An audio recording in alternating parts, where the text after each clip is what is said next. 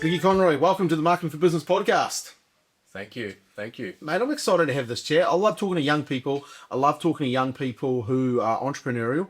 Obviously, you run Zen Builders, but you've also got other few things on the go. So we're going to talk about that. Really interested to get your take on what's going on in the building industry at the moment. But let's go back. You've been in this industry for 17 years in the building industry. How have you seen it change over the last probably 5 years? Yeah, last 5 years. Wow, it's gone massive, hasn't it? I think everything going quite digital. So, Yep. Well, coming into marketing, which we'll talk about, but I think now more than ever, your presence in front of everyone is you need to portray yourself, and it needs to be videoed, and as always, relationships, which leads into everything we do. So yeah. So as a company, what do you mainly focus on? What's your sweet spot?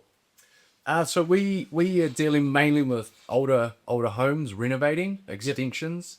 We deal with whānaus that are usually living in the property as we build and we renovate. So we always have a really strong connection and have that passion with working alongside really close quarters and working in with obviously kitchens and bathrooms where we're doing all the work. They obviously have to be comfortable and you'd have to have pretty good communication to be able, like, doing a reno while someone's living in it, right? Like, I remember after the earthquakes, getting our house painted, and we found it was really, really hard. And then we found out my wife was pregnant, so we actually just had to move out.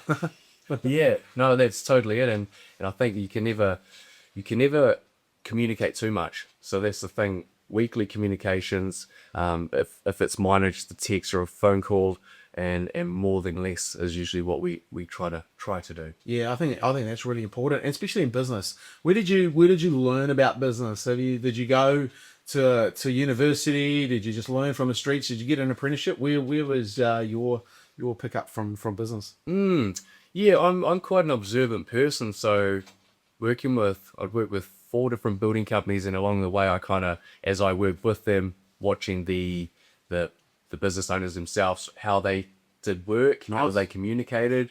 So I kind of just along the way started my apprenticeship and went from there. Really, just loved building. And did you always want to get into owning your own business? Was that the No. So this is kind of, I guess I come from somewhat of a broken home, so there's no such thing as owning a business or even having a license. So being a business owner was more of a pipe dream. And then as you grow older and you form these relationships that we have now, we open our mind and great exciting things happen along the way. Was there a turning point for you in that? Like, you've obviously maybe struggled at some part, like a lot of entrepreneurial people have. I know myself. Like I didn't come from a wealthy family, but at the same time, given plenty of opportunities, created opportunities, and I think that sounds like what you've done as well.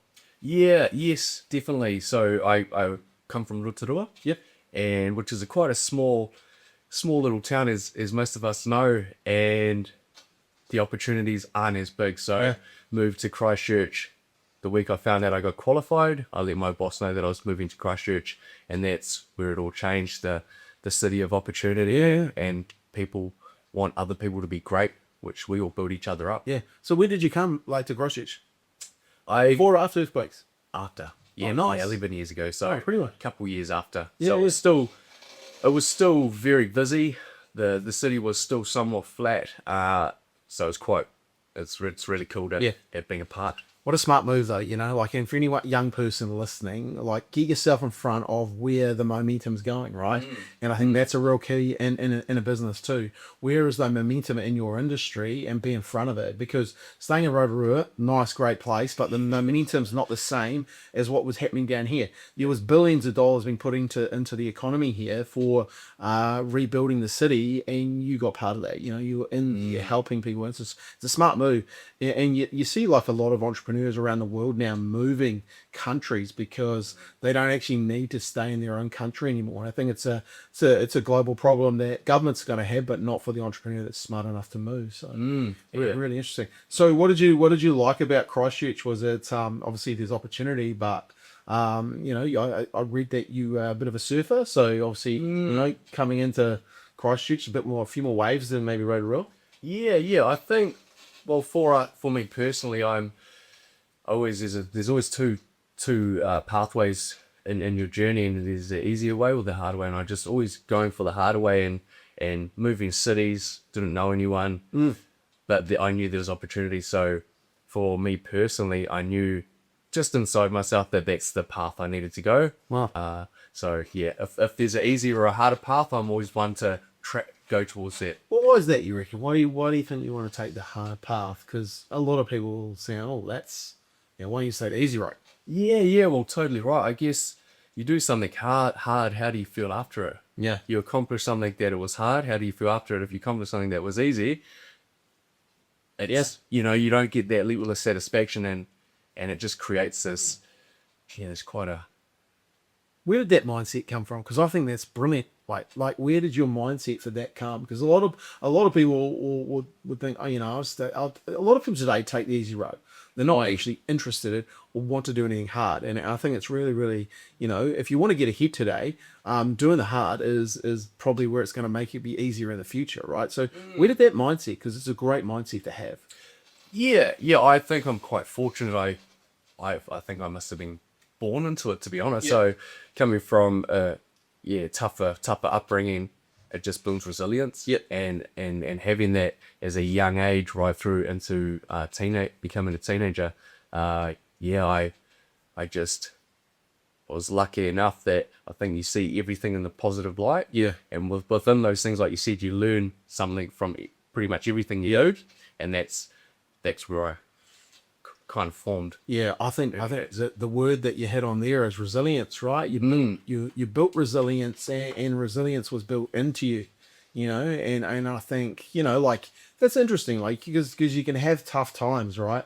And when you look back, you think, hey man, how did I get through that? Yeah. But at the same time, they're probably a gift that it was giving you that you can now use into your future, and your future you will someday thank for those tougher times. And I know from my personal experience, mum brought us up, and two kids brought us up, and we just had to work. I was actually showing my son, we drove past where I used to live.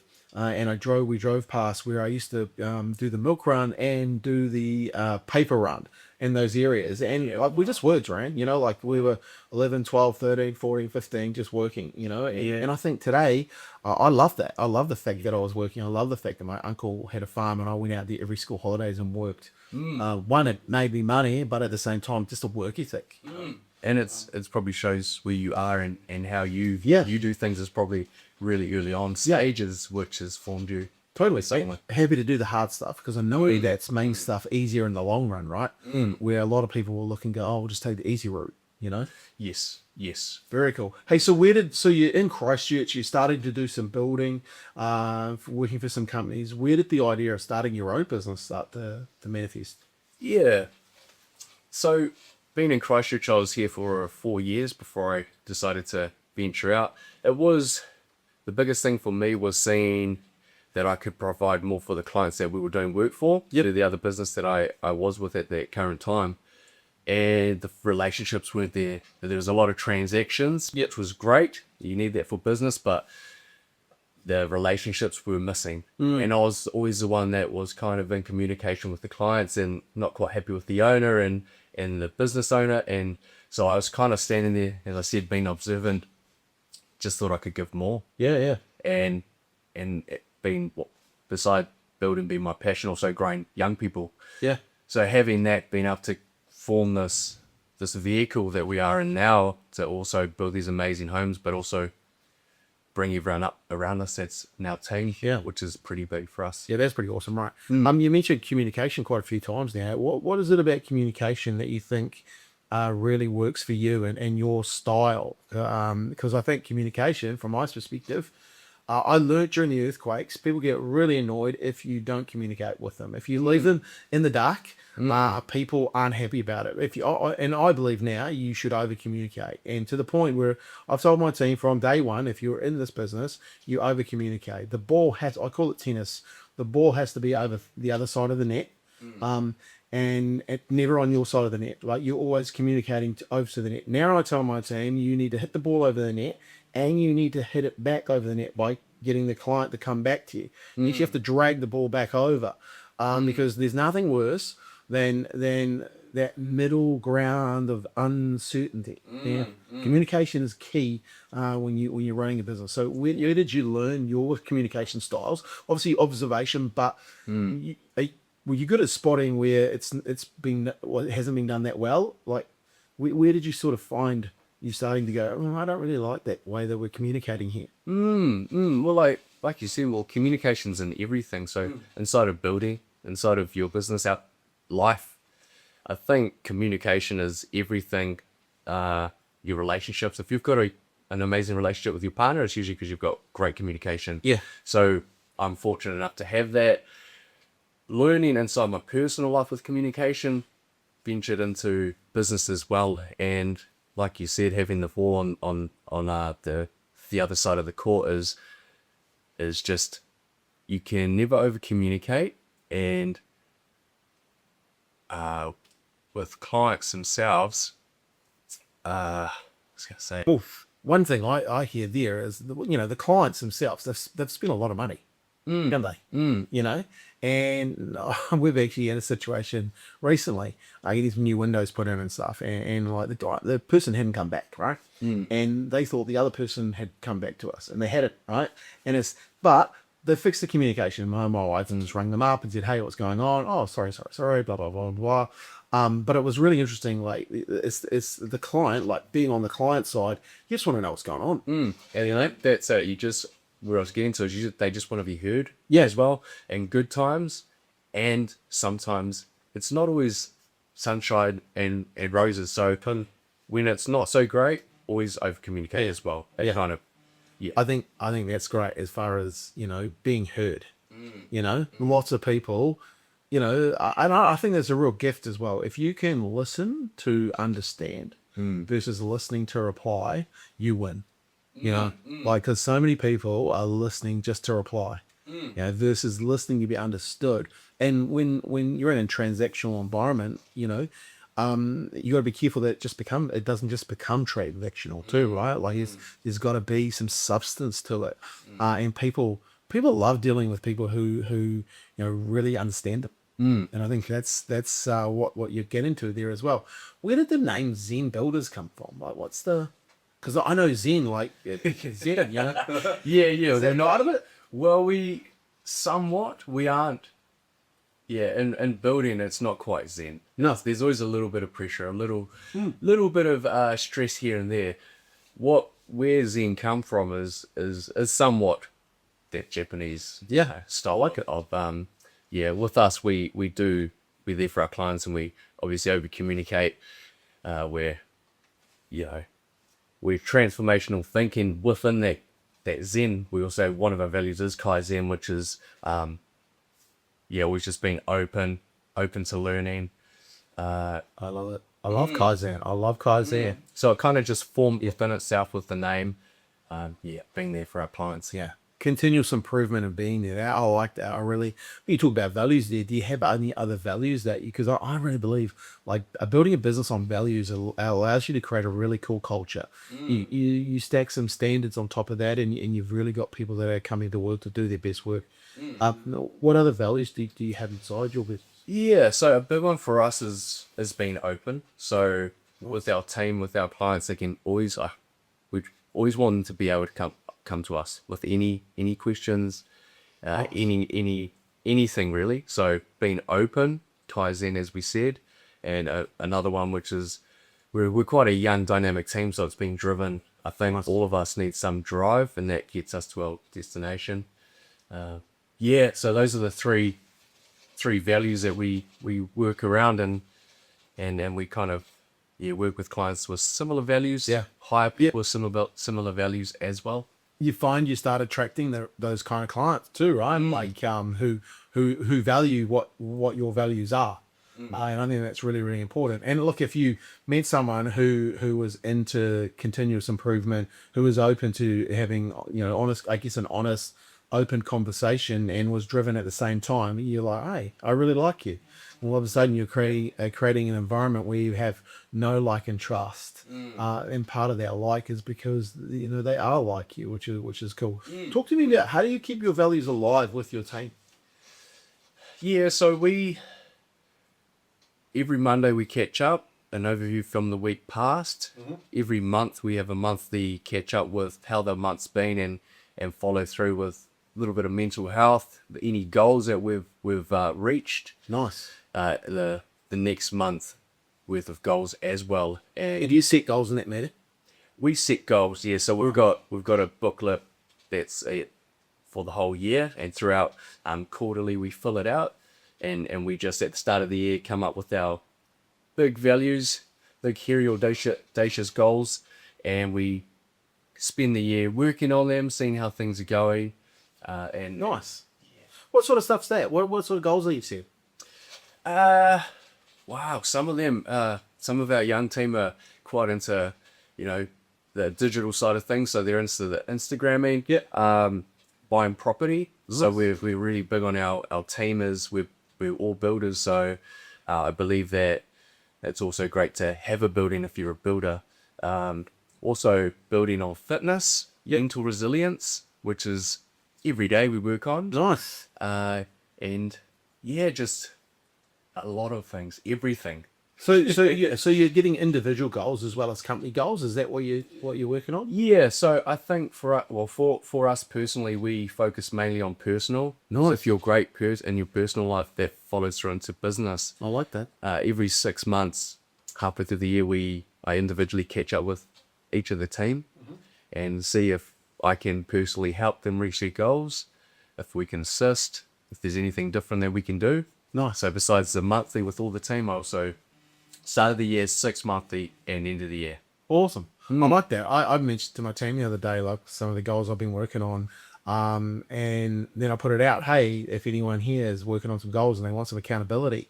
And it was really cool to see the team coming back and some of the fitness stuff they're working on, some of the mindset, some of the reading they want to do and all that sort of stuff. And I always go back to how you're going to track it. And it's really cool to see what people are doing to track what they're up to. And it's really cool that, when you're working with people and you have people in your team that I think it's important as a business owner or as a leader that you care about other stuff that's going on, not just, the business stuff, right? Like, because as you said, if you look after the people and you're interested in the people, that'll look after everything else as well, right? So I think that's fantastic that you're doing that. And it's really cool. Like, I don't know, I've worked in a few companies over the years, a few corporates.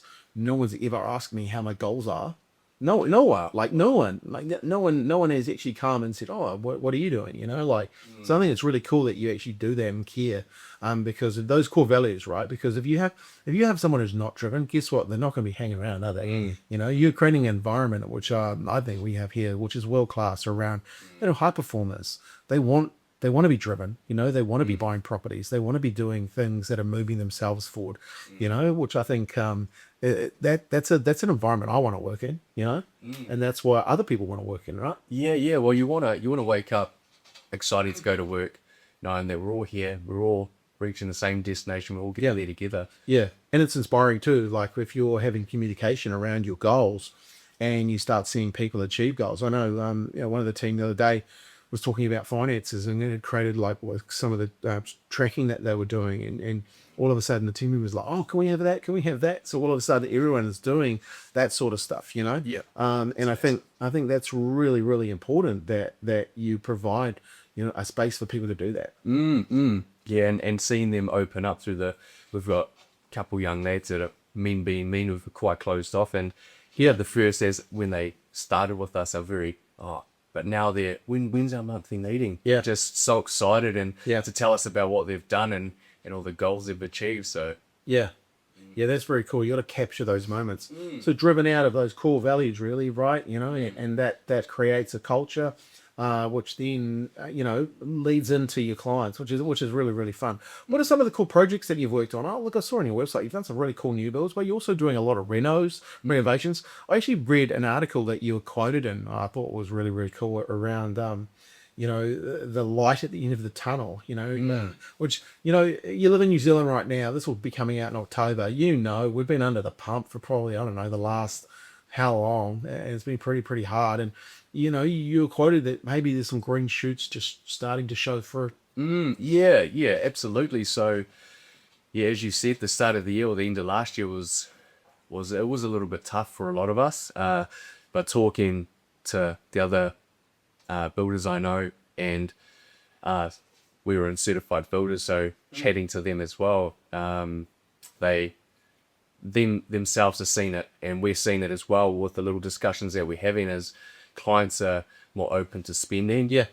They're getting more confidence, and I think with the banks definitely bringing that out of them. Yeah, the interest rates coming down a wee bit, eh? So yeah, I'm seeing clients they're kind of opening up, being more open to doing the work as if a year ago they were holding off. Yeah. And doing the bigger projects as well, which they have been a little bit. Look, I know from the window guy, the reasons they didn't get back to us is they're so busy, and I was reading the Google reviews, and I was like, you could see the Google reviews are going up and up and up and up and up, like weekly. Yes. So I knew they were busy. Yes. But yeah, so things are starting to happen there. One thing I found really interesting from your the article that you're in, I think it was on the Herald. I always find the stats are always lagging. So like the big companies, they bring out the stats and they have all this jargon around what's going on in their minds, but then other business owners, and I know that for myself because we look after so many business owners, and I talk to so many business owners. Business owners are starting to see things starting to move in the right direction, slowly but surely. Not as quick as other recoveries and that sort of stuff, but things are starting to move. And the stats are always a couple of months behind. I always find that They are, and with the bigger building companies, like you said, they somewhat govern how New Zealand's portrayed. Totally. But they're the big picture, but it's the smaller companies that are keeping New Zealand moving. So, and that's us. Yeah. That's sort of medium, which are actually seeing there's movement on the ground. Clients are more excited to actually get into their projects and start them, which we're actually starting now. So yeah. Any particular jobs that you're starting to see more of? Yeah, we're with the extensions. So a lot of our clients, instead of, I think they would have usually moved and wanted to buy a section and build on. Now the sections are getting smaller and smaller. So the existing homes that our clients have, they're actually wanting to extend. Nice. And go up. So adding levels to houses as well. And this isn't particularly because they're growing a family. This is just their hub, and they just want to turn it into their forever home. It's an interesting point you make, because 2 doors down from me, there's an extension going on. Myself and my wife, we are looking at, well, do we do one? We've looked at houses and moving, and it's like, well, the sections are so small, and we've got quite a big section and a beautiful backyard, and it's a really interesting conversation. Do we put it on extension? Or do we move? And it's like, well, if I'm moving, I want to move to something that still has an area. I like lawn. Like it's. Not that I like to mow it, but I like it having green. Yeah, and your neighbor, your neighborhood. Yeah, you've got existing parks with probably trees that are 100 years old, and that's a lot of what I'm seeing with clients there. They enjoy their little street that they live in. Proximity is always big as well. Usually city centre, Christchurch, which still have big sections dotted around. No, it's an interesting one. Okay, so extensions and so let's switch gears a little bit here, because you talked about technology at the start, and how are you using technology in your business? And by the way, you do have other businesses, so feel free to tell us how you're using technology in that as well. But how are you starting to see technology? Because I think the next 5 years, technology is going to play a massive part in how it shapes businesses around the world, but also here in New Zealand. Yeah, technology for us within digital side of things is with us is, I think they're going away from having this camera that's set up, 3 different cameras set up where it's perfectly choreographed and it looks like a movie scene. I think people are more getting to just getting a small team, just getting your iPhone and being personable is one of the biggest things. And and being with a team like yourself that can offer that is bigger more than ever, instead of just putting a camera there and talking to like a robot. They want to see what you're doing in your home, how your personal life. They want to see your team. They want to see your work. I think it's a great opportunity for business owners, especially, you work in a transformation industry, right? So people see transformation. The best way to see a transformation is while it's happening, and using video, like if you go back 10 years, you couldn't do that, like technology wasn't quite there. Now the technology's there. You mentioned iPhone, the technology's there. Camera that we're using here, like they don't cost much money, and you get a beautiful production, and you can actually start to market yourself better than you ever could, right? So how do you kind of see marketing? Like what's your take on it? Do you see it as an expense to the business? Do you see it as an asset? What's your take on that? Oh, marketing is, like you said, you need it. I mean, it's growing. It's taking over. In my eyes, it's up there with AI and all the other great things that are happening. Having an amazing marketing team behind you, like I said, you're putting a camera there, and you're being personable, but you need guidance. So you don't want to just airy fairy it, do it. You need structure to it as well. So that's where a good team of marketers come in behind you to help you get exactly that. Yeah. Do you know, like when you're looking at marketing, can you see good marketing happening? Like what's your take off of your business? Can you tell, hey, this is really good marketing? You absolutely can. So, and that's where the guidance comes in. That's where the team comes in with a nice, setup, whether it be you and someone else or you and a team behind you. You can see how it's portrayed, and getting to that final point, you're trying to tell a story. You need that guidance. It's definitely growing. And I just see it astronomical, just going, sky's the limit. Storytelling is a really, really big part of marketing. When I looked on your website, you're telling some really good stories, around your people, but also around your communication, your connection. And do you, when you're looking at your team, are you letting them, being involved in some of that? You talked about Instagram and stuff like that. What are they doing with that kind of communication?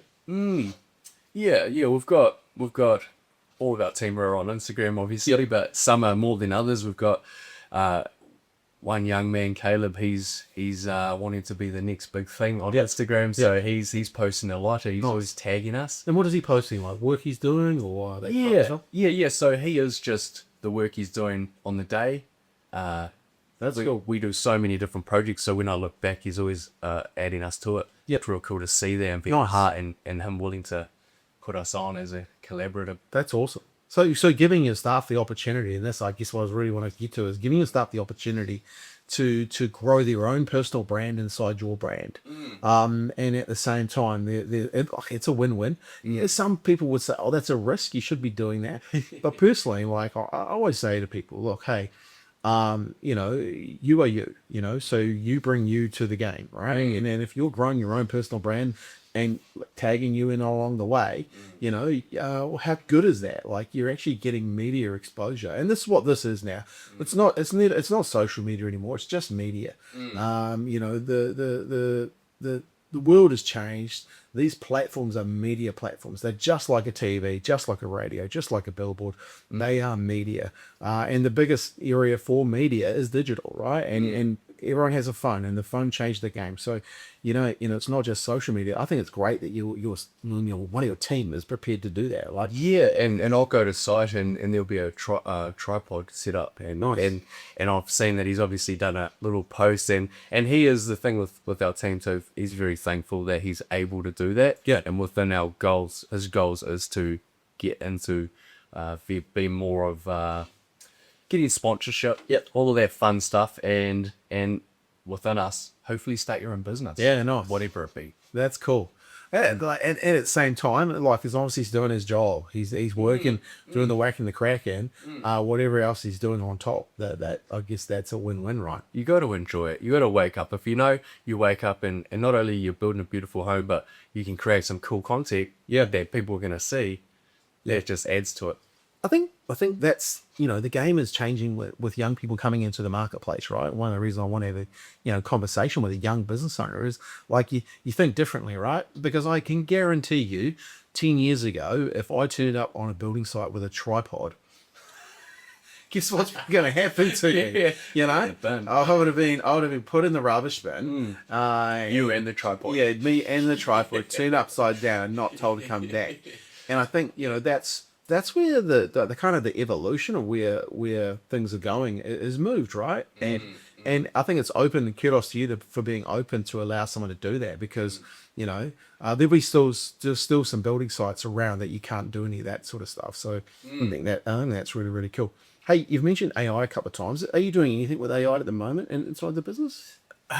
We're doing very minimal. Yep. So I think that's probably where we can start. We can definitely start adding some, a bit more value just by using AI. Like I said, AI is taking over. Yeah. And you just need to learn how to use it, Yeah. which you guys are obviously the Well, leading force in Yeah. Christchurch for us. So. yeah, we're definitely pushing the boundaries when it comes to, as he just talking to some people this morning out of the States about it, and what we're doing, and how do we actually roll out even more stuff to our clients to, once again, you're either part of the problem or you're part of the solution. And I want to always be part of the solution. And I think, AI, I think, we've gone to the point where, people used to say, oh, people using AI will beat other people using AI or not using AI. I think we've come to the point where you just have to use AI. There's no point thinking about both of the other way. Like, you actually just have to use it because AI is coming. It's coming. And It's taking over. It's taken over. Yeah. So be ready, get on that wave, and ride it as long as you can. Yeah. I'm starting now. Yeah. Starting now. Yeah. It's going to evolve, which is everything does. Industries change, and we've seen this through history. The typewriter changed things, the phone changed things, the steam engine changed ways, the cars, everything changes and evolves, right? And you've just got to realize, hey, this is part of the change that we're going through, and get amongst it. So I really, every business should be looking at what they're doing with AI. Yes. And take advantage of it. This is, I don't think we're at the point where we understand well, for me personally, where it's going. No, I don't think anyone does. I think I've heard that they're going to be having robots that can build roofs. Well, good luck. Like, seriously, good luck. Just some things I think of. Okay, that might happen, but like when? I think there's stuff that's still miles and miles away.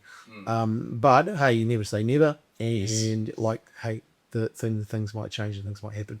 I know you go to BNI, and I think that's a big part of a marketing mix. What do you love about BNI? Maybe for the listeners, just explain what BNI is, because I know you're a big part of going along and being part of that community. Yeah, BNI is, as a business owner, is if you want to put your name out there. It's a networking portal or group that we get together weekly, and we all share our stories, and you're rubbing shoulders with other business owners or the likes. You're getting to know a whole bunch of different people that you probably wouldn't otherwise. Yeah. It also pushes you out of your boundaries. So for me personally, you can probably see on this video, I'm not the greatest speaker. So we also have 60 seconds to have a chat in front of the 20 plus people, that business owners that are there.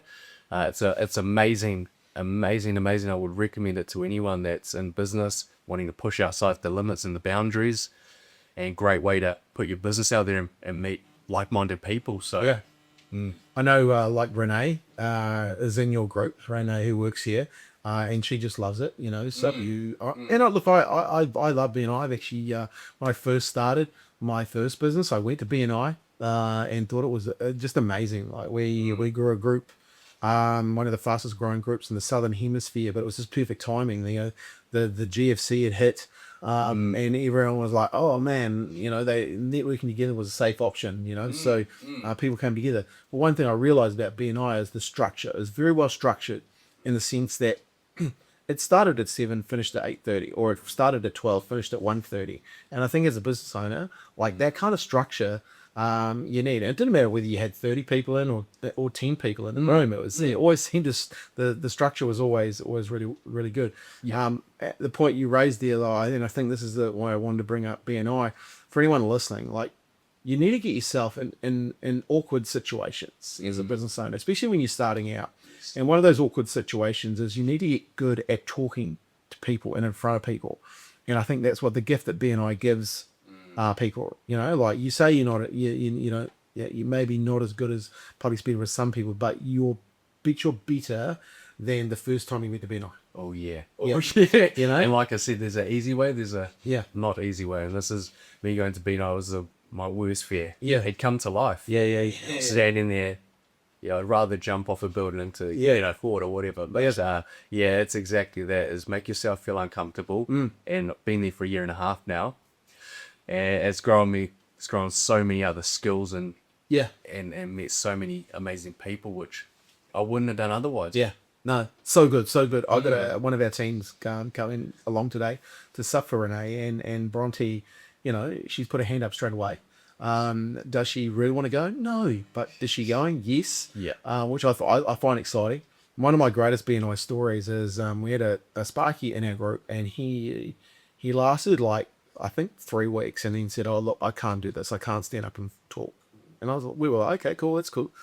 You realize you're leading a big opportunity here, because in those last 3 weeks, he's probably had 5 referrals. Wow. Business, business coming to him, because trades do tend to get the business in those groups, trades and lawyers, for some reason. But the guy that came in next Sparky that came in, his name was Scott, legend guy. He had a stutter. Yeah. And he had a stutter, and he would stand up there and he would stutter. And the group was so gracious and like just such a cool guy. No one cared. Everyone loved the fact that he was here. Within 2 years, his business won an award at the Canterbury Business Awards for one of the most innovative, I think, or small business category. Yeah. Wow. And if he'd quit like the other guy, he would have never have got there. But he turned up every week, to the point at the end of nearly the 2 years, he wasn't stuttering. Yeah. It was incredible. Wow. Like he just owned his fear and did it anyway. And seriously, 2 years later, like getting up there and speaking like nothing else, and getting an award, like the Westpac Award. It's such a cool story, and that's BNI, right? Yeah, and I take that into other things. We have family shindigs and get together. I'll stand up and I'll talk. Yeah. So it's about not only doing it in business, but being confident in everything you do, and being able to portray yourself a certain way, which you get chances over and over and over of BNI. Yeah. Yeah, totally. And then like being prepared to take those opportunities. I think that's the key. Especially in the world we live in today. People are worried about AI, but like if you can communicate and talk to people, you're always going to be valuable. Totally right. Well, people work with people. Yeah. And you need to be able to communicate. Yeah. That's what we all do. We're all at the end of our what we're offering is people. Yeah. For people. Totally. And it allows you to communicate to your staff better, and bring a like a better person to the game, which is exciting. Hey, so I want to talk about mindset, and you talked about like your mental fitness and the mental sort of side of things. How do you help people in your team with that and the mindset that's going on? Like, are you a big reader, or are you listening to audio? Do you listen to podcasts? How do you reset and get your mindset going? Yeah, I like you say, mindset. I think very few people can grow their own mindset with their own thoughts. Yeah. So for me personally, I love reading when I get the chance. I get some books going, and then I drive a lot, so then it's podcasts. Yeah, no. Like you say, it's that mindset, listening to or reading. Do you have any favorites? Oh, it kind of depends on what I'm trying to do. I'm trying to get certain goals going. At the moment, I'm struggling with waking up and getting going. So 5 a.m. club is great. Nice. And also Atomic Habits, which I think those two kind of combined together is working out, and you've got to, and reading it gives you a guideline, gives you a different way to think and process everything. Any key things you've learnt there? Yeah, yeah, it's doing the little things well and doing them often. Yep. I think that is the biggest one for me is just doing the small things well Yeah. and doing it. Yeah. Well, I think that's the substance of that book is focusing on those little things, and repetition, which, I think that's where that Kaizen comes in, right? Things done 1% better every day, and it was the interesting story in Atomic Habits about the British cycling team and how they looked at all those 1%ers to make the bike go faster. Amazing. The fact that they would bring their own pillows, they had their own, massage gels for certain people. They painted the inside of the bike trailer white so they could see all the dust. They took their own ice machines. Like, they controlled what they could control. And it was really interesting, reading that book, because, well, what can you control? What are those 1%ers that you can control? And I think that's, as a business owner, if you can look at all those 1%ers inside your business, go, right, oh, there's one little thing I can make better, and start doing those often, that thing starts to snowball and they become bigger things, right? It's not easy to wake up at 5 o'clock. No. But No. that's what you're talking about, the hard, right? Like, I get up at 5. I've just been away for 3 days at a football tournament with my son. We haven't had much sleep, but my wife goes, "Oh, are you sleeping tomorrow?" I was like, "No, I'm going to the gym." 5 o'clock. You get up. Like, I always say to myself, own the morning, own the day. Yeah. And I know, own the morning, own the day, because it's the time I get to myself. Yes. I think as a business owner, you need that as well, right? You do, and that's the little bit of silence you get to yourself. You to give back to yourself, I think, as mornings, pretty much every part of the day after 6:30, 7 o'clock. Yeah. You're giving. Yeah, totally. So you got to find a space that you can create that's yours. And look, I remember I never used to get up at 5 o'clock. I was always like a 7:30, and then they had to flip that switch, and it was like, okay, well, how do you do that? And I remember someone telling me, just set your alarm 5 minutes earlier every day. Yeah. And all of a sudden you gradually just wake up, and now it's like 5 a.m. and I'm like, cool, let's go. Body clock set. Yeah. It's hard at the start, and then you look into it. Yeah. Books though, do you like reading books? Are you a reader, or would you rather listen to them? Oh, I would rather read them. Yeah. Yeah, I would rather read them as kind of a piece. And yeah, one of the books I read is trying to, if you struggle to read, what are you going to do to actually make it the easiest path to get to read? So for me, I started out getting home, having a book in the front conservatory. But then by the time I walked in, I'd get a phone call. So then I wouldn't read, and then it would be missed out of the day. And then I had to change it up. So getting to a point, once I have a shower, it's next to my bedstand, that's my time where I read. Nice. So just forming these different habits. That's cool. That you all need to change. You can't read a book and follow that one suit. Yeah. Just making it work for you. I love that. Like, you're aware enough to realize, because that's what I do. I put my book on my bed, so it's there. So I know when I go to bed, I can read my book. And I'll read a number of pages. But I've forced myself that it's there.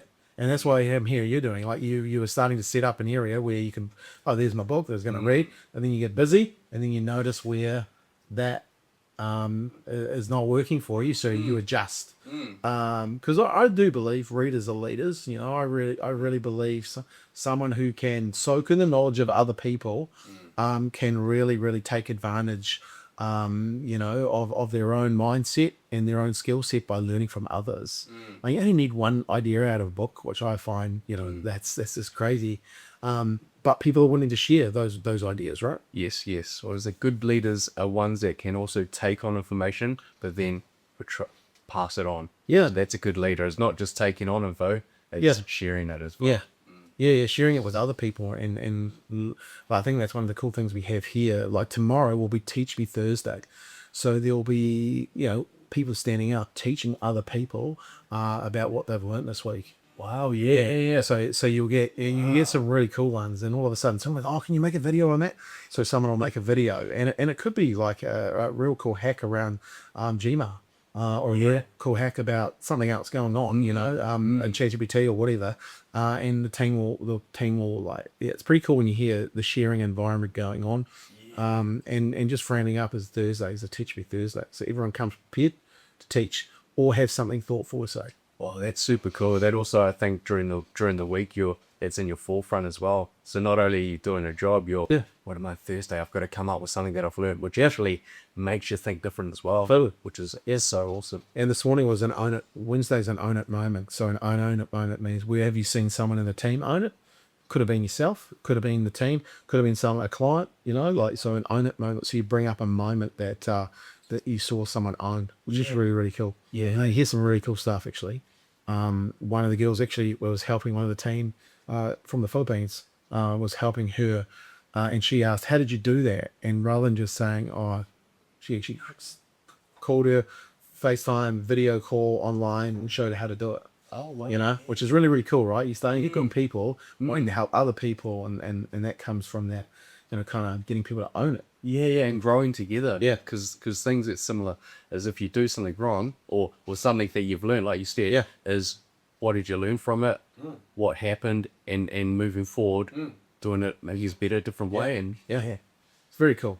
And It's great when you got people that, get it, want, and can do it, right? yeah. What's a gift that business has given you over the last 5 years? Wow, business gifts is of my thinking process has been, with me personally, it's having a team. You're there nurturing your team, so it kind of takes away from being so how can I say, selfish in a way. So yeah, for me, I give I love to give a lot. I love for people to grow. So it's actually taught me that. It's taught me that is one of the big things, and yeah. Clearing a path for other people to grow, right? Yeah, absolutely. And what is that? What is it about you that really is a gift? What is it like? Is it the fact that you actually start to see other people really succeed? Like you like them? Yeah, I do love that. A gift to myself. It is, I guess, like you say, you don't see it often with people, other companies, or you haven't seen it that much with companies having the monthly millions. Yeah, I think that's a gift. Yeah. I think that's a gift to be able to give that, and being open enough for our team to come to me personally. Yeah. Some of them are tricky conversations, Yeah. and they're not shaking or they're not scared. They're just like, oh, can I have a chat to you? Yeah, come in the office. Yeah. And I think that's a gift I have, is being able to create that space. Yeah, that's nice. Well, that's true leadership too, right? So, about creating a safer environment, and that's one of the skills that you have, and you've created a safe environment for people to thrive, for people to come along and be their best, but also to know that the environment's safe enough that you have their back, and that's a beautiful thing to create. Now, that's why I really believe business is the ultimate personal development game. If you want your business to be better, you read Atomic Habits. You read the 5 a.m. Club. You go and do things like BNI. You go and put yourself in situations where you as a leader grow. The more you grow, the more your business will grow, and the business will never outgrow you as a leader. And then the skill from that, once you become a leader, is to grow leaders. And the more you can grow your team and your leaders in your team, all of a sudden that starts to filter down as well, and that's a beautiful thing as well. Yes. And I think that's that comes from caring too, right? And I think that's what you the gift that you have is you somewhere along the line you've learnt that nurturing is a good thing to do. And you've I think it would be wherever you were working, you'd had that. Because that's just a natural gift that you had, which is really, really cool. Yes. Okay, tough question, because we're going nearly 50 minutes, and I want to deliver, because I know you've got you've got another business going on. I want to know, if you were going to start a business today, and this is fresh in their mind because you've got this other business, is it your business? What sort of business? Tell me a wee bit more about the business. Yeah. So it's a franchise. It's a cosmetic clinic called Casey Clinic. You're on Marshlands. Oh, nice. Yeah. It's my partner, Caitlin. Yep. My future wife, Caitlin. Just read a calendar. We listened. She has gone in partnership with our beautiful friend Charlene. Nice. So the most beautifulest lady in the world, beside Caitlin. So yeah, they're doing that. What have you learned? Because you've been in a wee bit of part of it. Like, what have you learned about business? Yeah. Starting a new business. Yeah, starting a new business. Well, like we keep going back to is it's people. It's about people, whether we're delivering for our clients or we're delivering for our team that works with us. It's if you've got a great team around you, deliver great results. Yeah, I think at the forefront, just making sure that for us personally, being there for our team, Yep. everything comes from that. Although we love our clients are amazing, I think we put majority of our focus in our team. Yeah. Yeah. And how's the hiring environment for people and like for you now at the moment, like with people? Is it easy to hire people? Is it tricky? What's going on? Yeah, for us, it's having that culture in a business is, I think it's easier for us. Yep. With a company that has great culture, people want to work with you. Yeah. They want to be a part of that. They want to be, in the meetings and knowing that we're there thinking about their future. So for us, I've got to be honest, and I've never struggled to hire anyone. Nice. I'm very fortunate in that. But like I said, culture's everything as well. Yeah.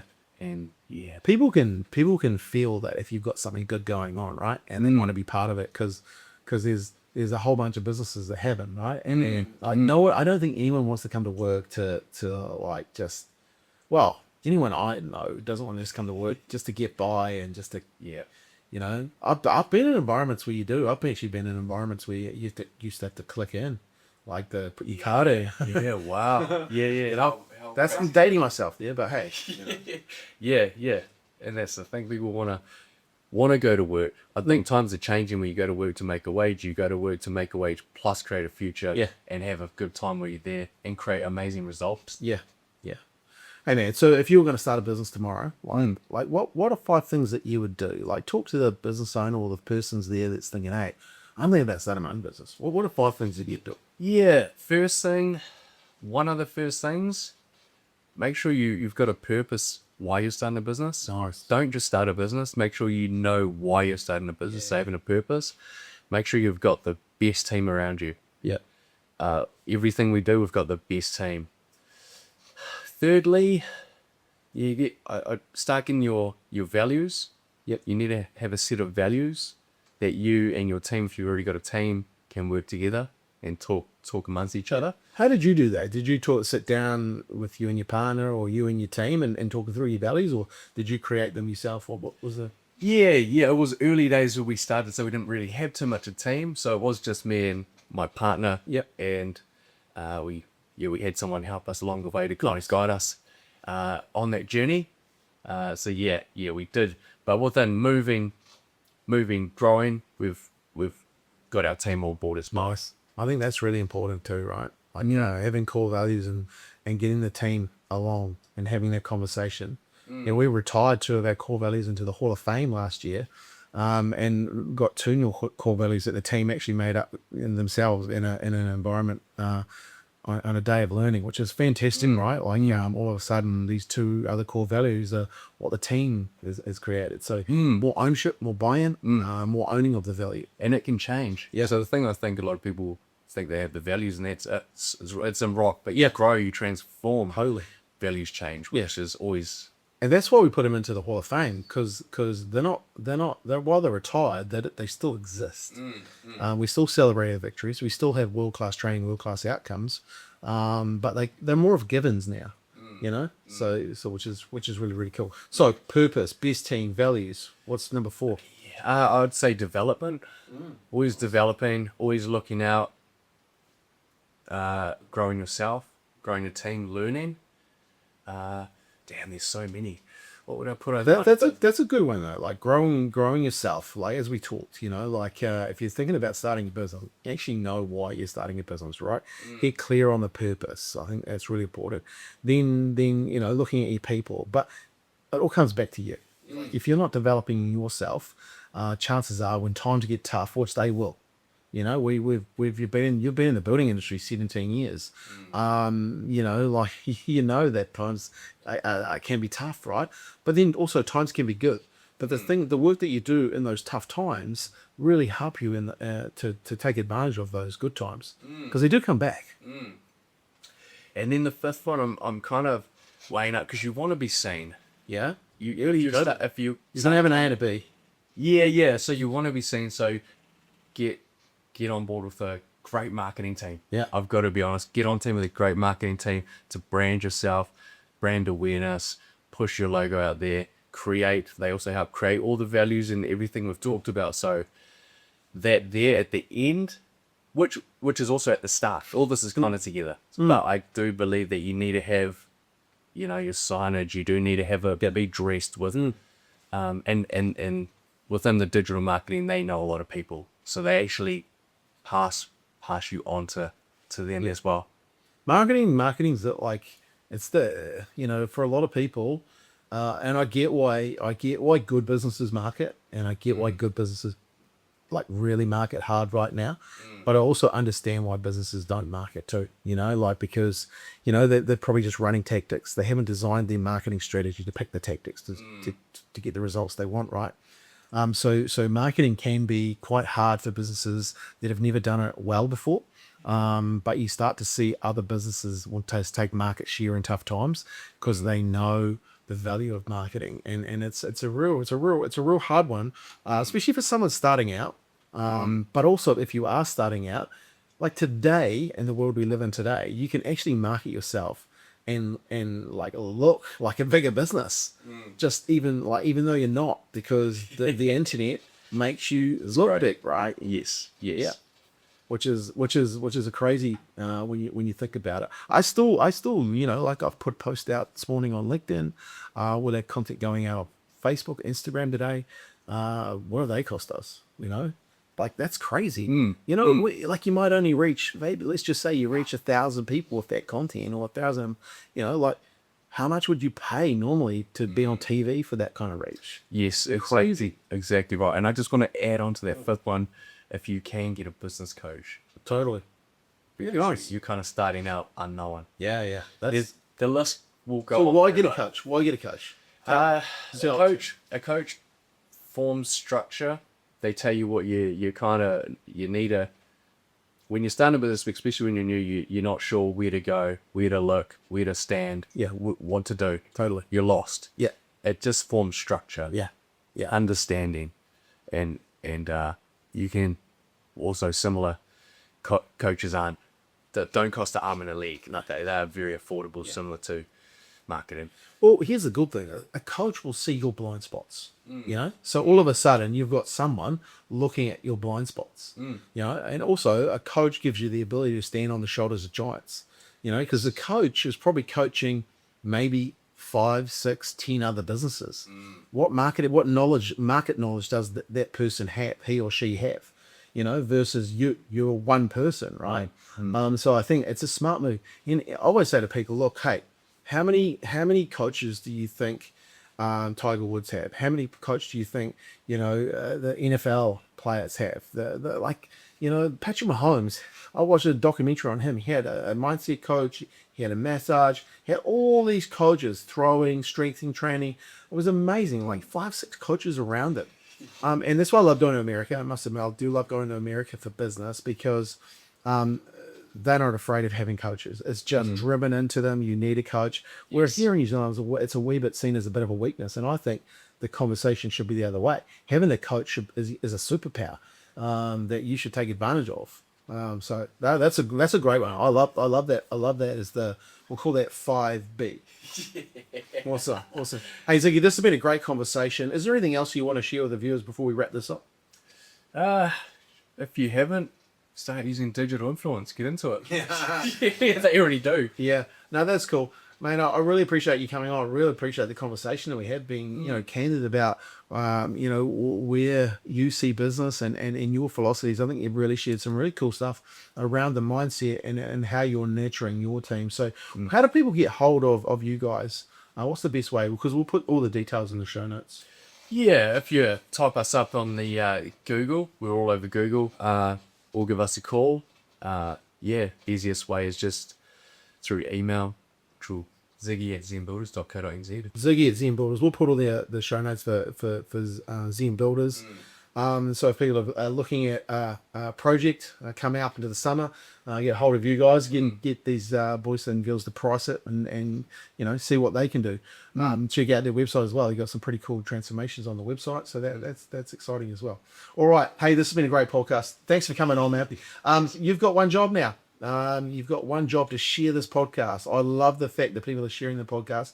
I'm sharing all our videos that we put out from the podcast, and really getting some great listens. Shout out to James from Pithon and Paters, the team there. I know you've got the team listening to some of the podcasts on site, so if you listen to this one, there's a shout out to you, mate. And also, look, sharing the podcast really helps the business community, and that's what we like doing here. We want to help the business community, so please share it. But until then, hey, go have some fun, take action, and as always, celebrate your victories.